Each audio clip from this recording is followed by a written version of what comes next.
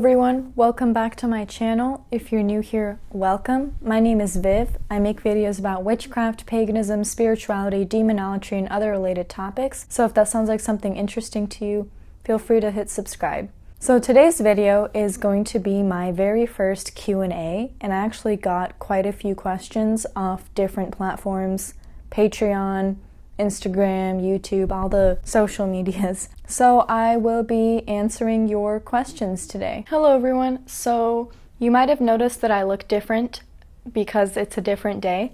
But as I was editing this Q&A, I thought that having all of the questions in one video was too long of a video. Even I wouldn't watch like a 45-minute Q&A. So I've decided to split it into two parts. So you're getting part 1 today and part 2 next week. Let's get into part 1 of this Q&A.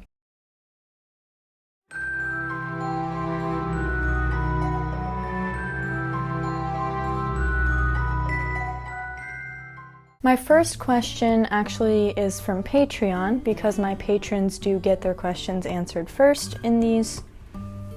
And let's pull it up. Okay. You mentioned you have background in dance. Is there any particular dancer or style or tradition you take inspiration from? So I grew up doing ballet, and I also do ℍ𝔬𝔫𝔫𝔢𝔠, Middle Eastern folk dance, basically. And ℍ𝔬𝔫𝔫𝔢𝔠 actually gives me more inspiration than any other form of dance, I think, because it helps me connect to my roots. And there's also just something deeply spiritual about dancing with other people and drumming, and just the dance itself to me feels very spiritual in a sense. And so I'd say I draw the most inspiration from that tradition, from that method of dance. Next question. How do you keep balance between magical and mundane life? This is a good question. And for me personally, it's having different hobbies, so journaling, the goth music and the subculture, having interests that don't really have anything to do with occultism, like dance, are really important in my opinion for keeping that balance. The other thing is, for me, this isn't for everyone, but for me, having a job that's not related to my practice, that helps a lot as well. And also reading books that are not magical. So right now I'm reading Dune. It's not an occult book, and I think it's really important to sometimes take the time to expand your horizons and read outside of that genre. And I think those things really help keep the balance between magical and mundane life. Also, make sure that you interact with people who aren't occultists or aren't like super spiritual, and it'll keep you grounded. Next question. Where would one start if they want to learn more about witchcraft and the occult? I actually do have a Google Doc in my link tree with resources, but I'd recommend starting with some good YouTube channels, but that should never ever be the be-all end-all of your research, if that makes sense. Some good ones are Chaotic Witch Hunt, Witch of Wonderlust, Hearth Witch, Dot Darling, Warrior Witch Nike. Those are all really good channels to start with. And then for books, I'd recommend Psychic Witch by Matt Oren. I'd recommend Rise of the Witch by Whiskey Stevens. If you're interested in traditional witchcraft, I think The Crooked Path by Keldon is the way to go. And I'm trying to think if there are any other books I'd recommend for beginners. I really like The Green Witch by Erin Murphy Hiscock. That one's really good. So those are a few like beginner books that you can get into, and I would recommend just looking into those and then going from there. Also, for the occult, The Black Arts by Richard Cavendish, although at parts it's a little outdated, is still a good primer on all things occult. My next question says, ooh, can't miss this opportunity. I've recently felt drawn to Lilith, and I was wondering if you had any tips for starting to work with her. I've done some research, but still feel kind of lost.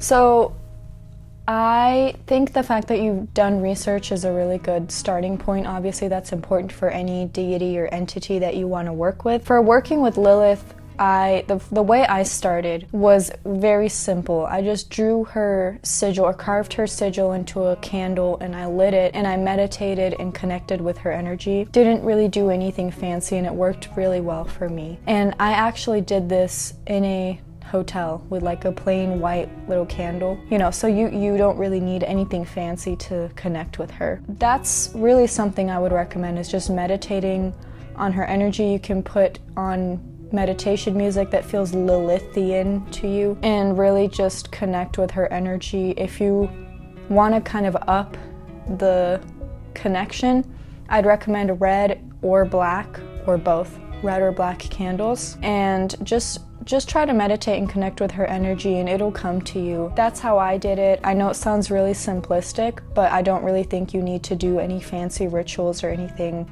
to begin actually connecting with her. Okay, so this one's a little similar to a previous question I got, but a little different.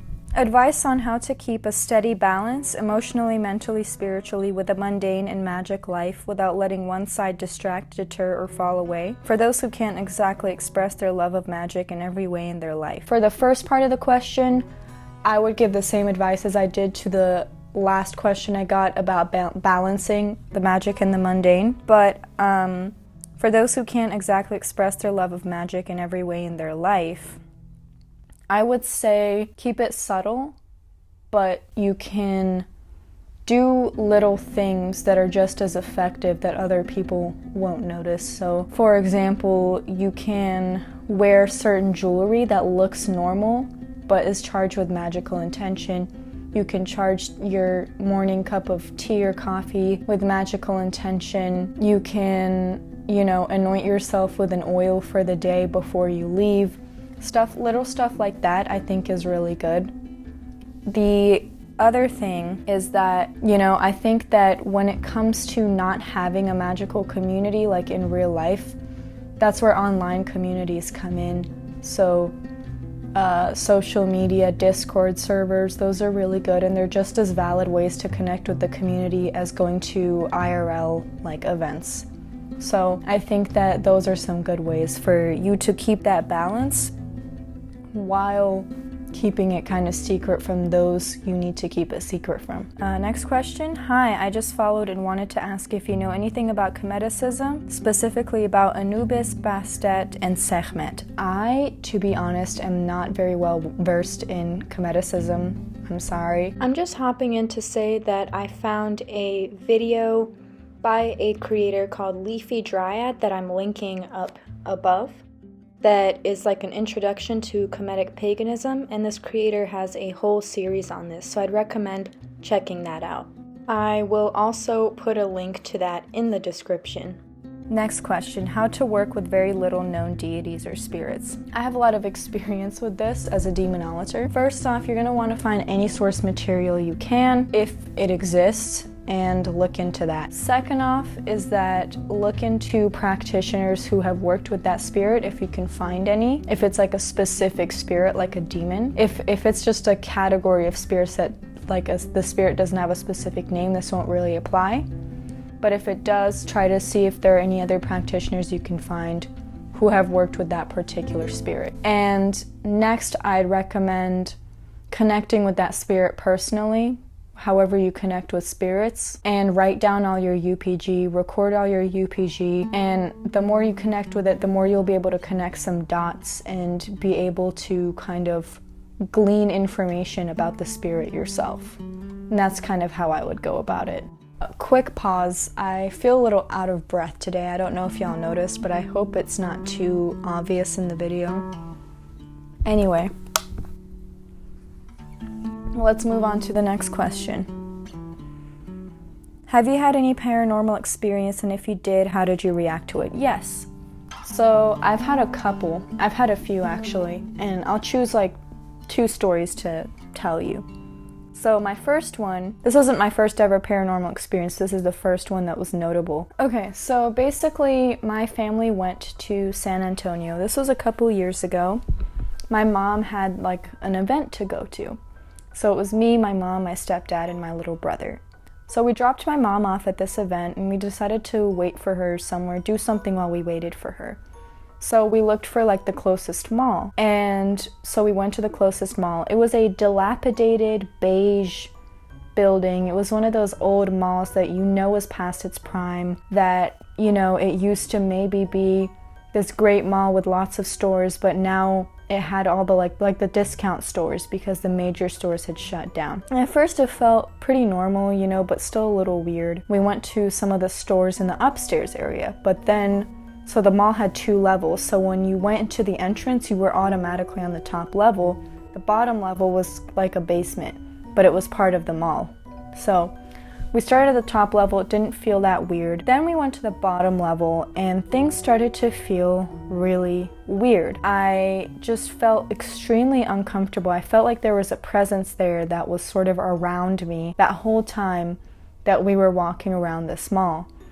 And I could kind of almost hear like disembodied voices. I don't hear, not in the physical sense where it's like auditory hallucinations, but I could feel like something. And I could feel like this chill in the air.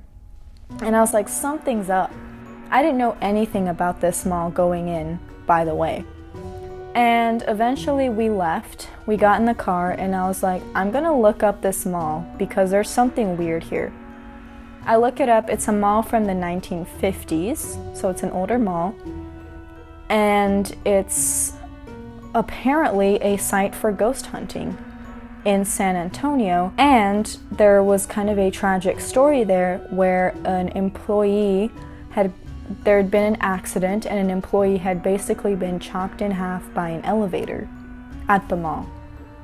And I was like, this is so freaking weird because I didn't know any of this history of the mall before going there. Because you'd think, you know, if you read some ghost stories about a place then went there, maybe it's confirmation bias where your brain is making you see things or hear things or feel things to confirm what you've read. No, I didn't know anything going in. And I felt whatever it was follow me all the way home. I'm sure it wasn't just one entity there were many. That's what I felt. Enough for one to follow me home because I wasn't as good at protections back then as I am now. And I had to like banish it and do a cleansing. And I was so freaked out, y'all. I was so freaked out. So I was on FaceTime with my boyfriend and it was dark. And I was downstairs, I was in the house, I wasn't in like a small dark room, but I was so freaked out the whole time. I was like, there's something behind me. And he was getting mad because it was making him worried. He was like, what are you talking about? And I was like, there is something looking me, there's something watching me, I can feel it. And I'm a skeptical person by nature. I know it sounds weird because I practice witchcraft and do spirit work and stuff like that. But I do approach all of this stuff with skepticism. Just so you know, like this isn't something I say a lot. I don't always say something's watching me, something's behind me.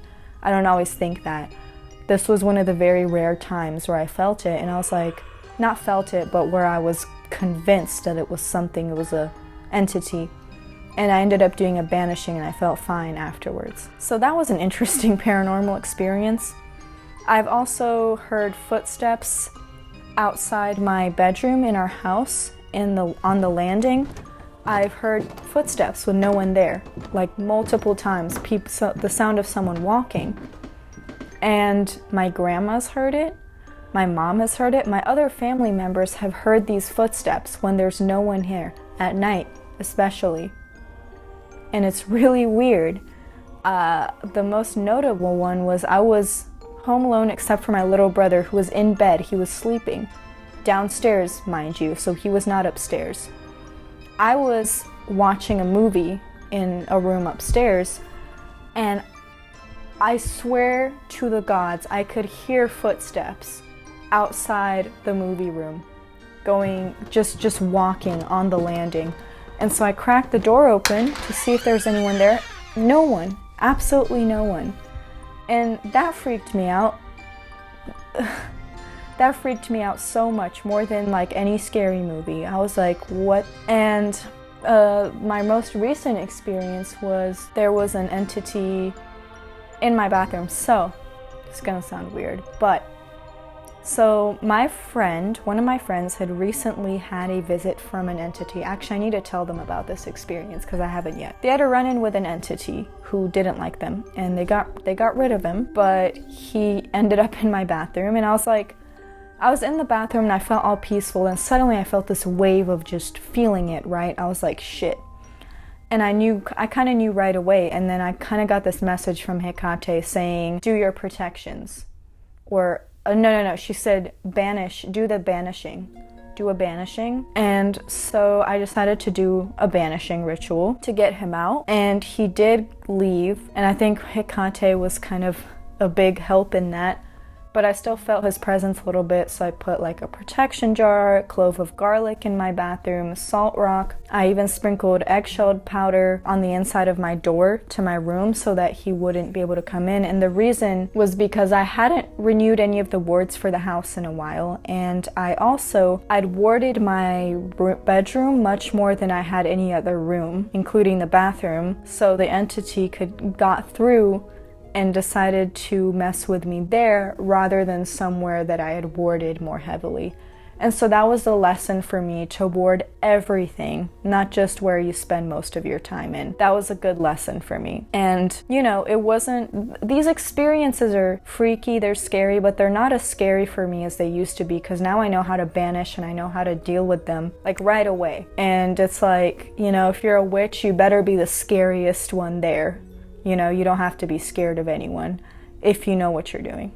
So those are my 2 or 3 more intense paranormal experiences. I hope y'all enjoyed watching this video. It was really fun to make. I love doing Q&As. I'm going to do more in the future. And, yeah, I have a Patreon that I'll have linked down below if you want to support me. Please do. If not, no hard feelings at all. It just really helps keep the content coming, and it helps support me as a small creator. And thank you so much to my patrons. Y'all get a patron shout out at the end of each video. And yeah, thank you so much for watching. I love you all. Blessed be. Bye. Oh, and don't forget to like and subscribe. Yeah. Thanks for watching.